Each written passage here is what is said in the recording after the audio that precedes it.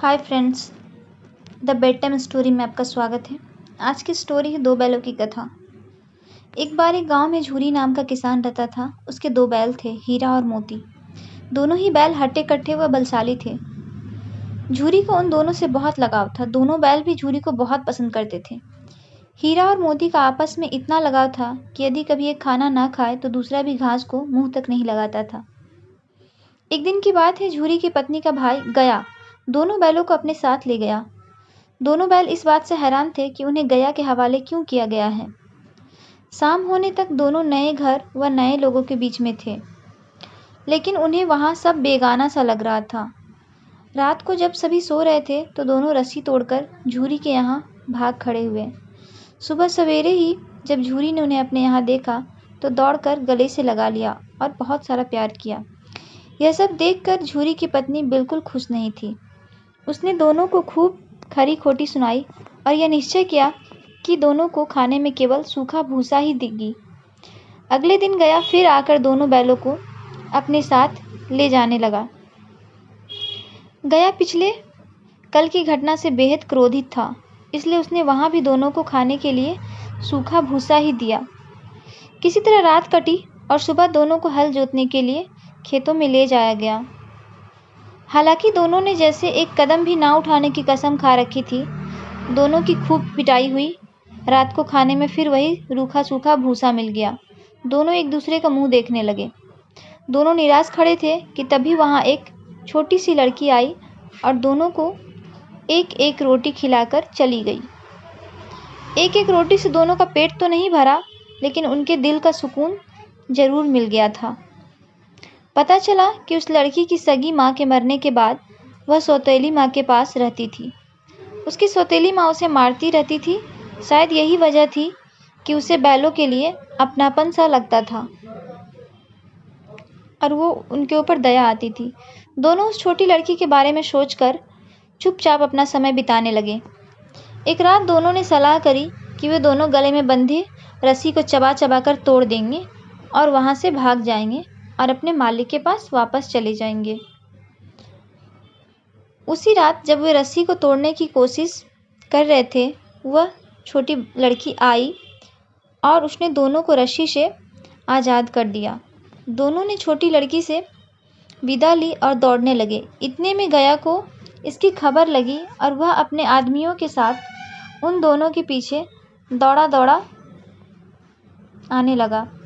हीरा और मोती इतना तेज भागे कि उन्हें अपने घर का रास्ता भी याद ना रहा। वे रास्ता भटक गए थे। दोनों को भागते भागते भूख भी लग पड़ी थी। रास्ते में मटर का एक खेत था। दोनों ने वहां जाकर जमकर मटर खाए और बहुत आनंद लिए। अभी दोनों खेत में चर ही रहे थे कि वहां एक सांड आ धमका। दोनों ने हिम्मत दिखाकर उसे वहां से खदेड़ दिया।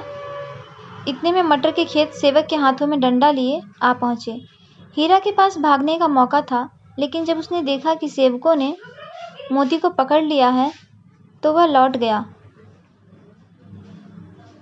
दोनों बैलों को पकड़कर मवेशी खाने में बंद कर दिया गया। दोनों अपने आप को लाचार और असहाय महसूस कर रहे थे। उस मवेशी खाने में बहुत से जानवर कैद थे। वहां कई बकरियां, घोड़े, भैंस, गधे बंधे थे, लेकिन किसी को भी खाने के कुछ नहीं दिया जाता था। इस वजह से सभी जानवर कमजोरी के कारण जमीन पर बेचान बेसुध पड़े हुए थे। जब पूरा दिन बीत जाने पर खाने को कुछ भी ना मिला तो हीरा का सब्र का बांध टूट गया। उसने बाड़े की कच्ची दीवार पर जोर जोर से अपना सींग गड़ा दिया। इससे मिट्टी का एक टुकड़ा निकल आया। यह देखकर हीरा को हिम्मत मिली और वह दौड़ दौड़कर अपने सींगों से दीवार की मिट्टी को गिराने लगा। तभी मवेशी खाने का चौकीदार हाथ में लालटेन लिए जानवरों की हाजिरी लगाने आ पहुंचा। हीरा की करतूत देखकर उसने उसकी डंडे से पिटाई शुरू कर दी और उसे मोटी रस्सी से बांधकर वहां से चला गया। अब हीरा और भी मजबूर हो गया था। हीरा ने मोती से कहा, आज अगर यह दीवार गिर जाती तो यहाँ बंधे हुए कितने ही जानवर आज़ाद हो जाते। यदि ये थोड़े दिन और यहाँ रुके तो कमजोरी से इनका मरना निश्चित है। और वो भूखे पेट ही मर जाएंगे। यह सुनकर मोती बोला, अगर ऐसी बात है तो मैं भी जोर लगाता हूँ और दीवार को तोड़ने का कोशिश करता हूँ। ऐसा कहते ही मोती ने दीवार में उसी जगह वार किया और लगभग 2 घंटों की कड़ी मेहनत से दीवार को तोड़ गिरा दिया।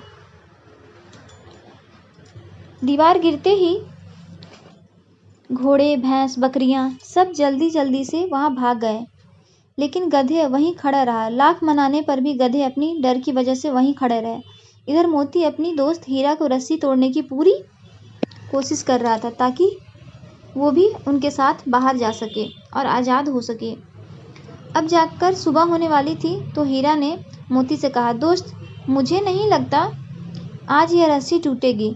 तुम यहाँ से भाग जाओ, वरना सबको पता चल जाएगा यह सब तुमने ही किया है। मुझे यहीं छोड़ कर तुम चले जाओ, मैं यहीं पे रह लूँगा।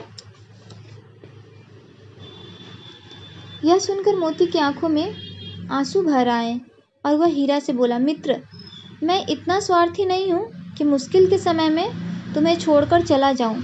मैं मरते दम तक तुम्हारे साथ ही रहूँगा। मुझे हर अपराध की सज़ा स्वीकार है।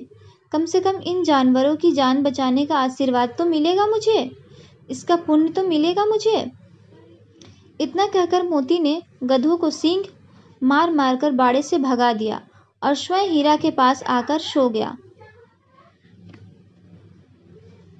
सुबह हुई। सुबह होते ही चौकीदार, मुंशी व अन्य सेवकों को जब इसकी भनक लगी तो मोती की खूब मरम्मत हुई और उसे भी मोटी रस्सी से बांध दिया गया। अब दोनों दोस्त रस्सी से बंधे हुए थे।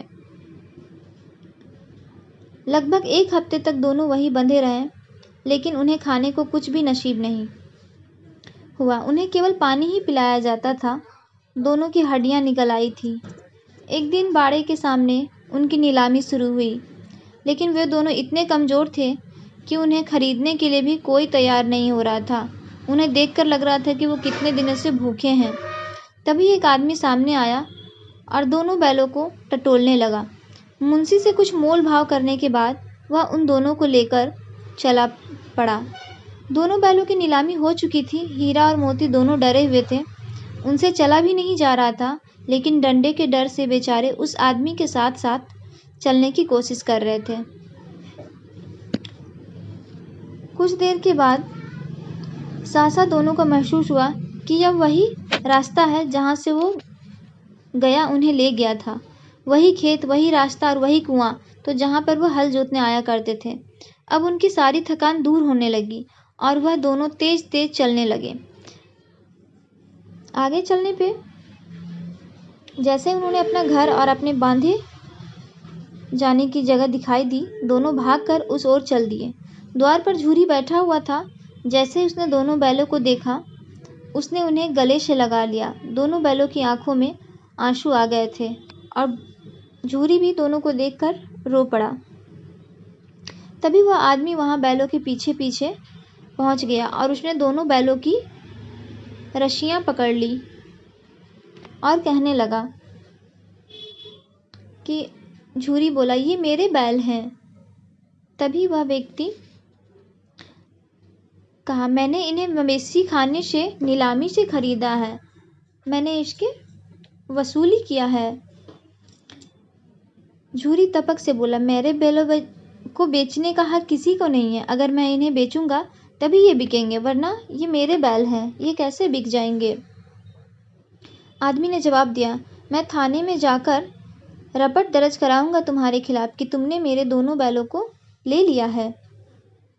झूरी बोला, यह मेरे बैल हैं। इसका सबसे बड़ा सबूत यह है कि ये मेरे द्वार पर खड़े हैं। तभी फिर उस आदमी ने आओ देखा न ताओ और बैलों को अपनी ओर खींचने लगा। तब दोनों बैलों ने उसे अपनी सींगों से खदेड़ दिया और गांव से बहुत दूर भगा दिया। इतनी देर में दोनों बैलों के लिए भूसा, दाना और चारा भर दिया गया था। हीरा और मोती दोनों मिलकर चारा खाने लगे। झूरी साथ में खड़ा उन्हें सहला रहा था, बहुत प्यार कर रहा था। तभी झूरी की पत्नी भी अंदर से आ गई और उसने दोनों बैलों के माथे चूम लिए और खूब सारा प्यार किया दोनों को। वो देखकर काफ़ी खुश थी कि दोनों बैल वापस आ गए हैं। कहानी से सीख हमें यह मिलती है, हम दो बैल से सीखने की मिलती है। पहली यह कि हमें अपनी स्वाधीनता के लिए अपने अंतिम समय तक संघर्ष करते रहना चाहिए। दूसरी सीख यह है कि हमारे जीवन में चाहे कितनी भी मुश्किलें क्यों ना आए, लेकिन सच्चे दोस्त हमेशा साथ निभाते हैं। स्टोरी अच्छी लगी हो तो लाइक एंड सब्सक्राइब करें। धन्यवाद।